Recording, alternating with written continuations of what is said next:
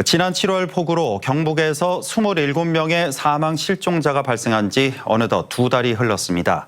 산림청이 산사태 원인을 분석한 1차 보고서를 최근 냈는데 기록적인 폭우로 인한 천재, 즉 사람이 어찌해볼 도리가 없는 자연 재난으로 봤습니다. 하지만 산사태 현장을 찾은 산림 전문가들은 산림청의 결론이 너무 섣부르다고 지적하고 있습니다. 이도은 기자입니다.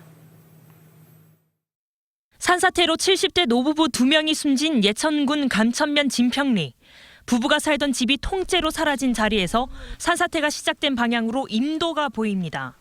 위에는 말짱한데 그 밑에 임도 밑에서부터 시작이 돼가지고 내려왔거든요. 그 양이 엄청나게 큰 골짜기가 통째로 내려와 버렸어. 산림청이 작성한 산사태 원인 조사 보고서입니다. 강우가 이번 산사태의 가장 주요한 요인이고 급경사지와 불량한 나무 생육이 영향을 미쳤다고 분석했습니다. 그런데 과연 이것뿐일까? 마을 주민들이 가리킨 임도로 올라가 봤습니다. 임도 시작점을 알리는 비석입니다. 바로 옆에는 이곳에서 산사태가 발생했다는 현수막이 걸려 있습니다. 산사태가 난 임도로 들어와 보니 임도를 위해 인위적으로 쌓은 성토가 모두 휩쓸려 내려갔음을 알 수 있습니다. 진평리의 경우 임도 3곳에서 발생한 산사태가 계곡부 한 곳에서 만나며 마을을 덮친 것이 확인됐는데 임도를 위해 만든 물길이 결정적이었습니다. 여기 위에서 내려오는 물을 집중시키고요. 그다음에 임도를 따라서 이렇게 물을 집중시켜서 모아서 한꺼번에 내리게 이렇게 물이 모이는 지점이죠. 물이 모여서 나가게 되다 보니까 당연히 계곡으로 물이 집중되고 그 힘이 굉장히 강력해지는 거죠.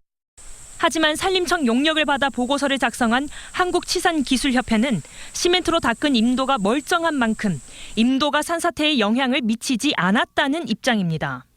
임도가 문제였다고 하면은 그 노체도 같이 날아가야 되고요. 임도 면이 같이 붕괴가 되거나 2명이 숨진 봉화군 춘향면 서동리 산사태도 산림청 보고서에 담기지 않은 내용이 현장에서 확인됐습니다.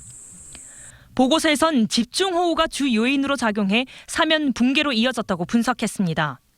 하지만 취재진이 직접 산사태 시작점을 확인해봤더니 토사가 무너지기 시작한 주변 곳곳에 벌목한 나무들이 아무렇게 방치돼 있습니다. 이 지역은 지난해를 비롯해 산림청의 숲가꾸기 사업이 최소 2번 진행돼 약 7헥타르의 산림이 벌목된 것으로 확인됐습니다.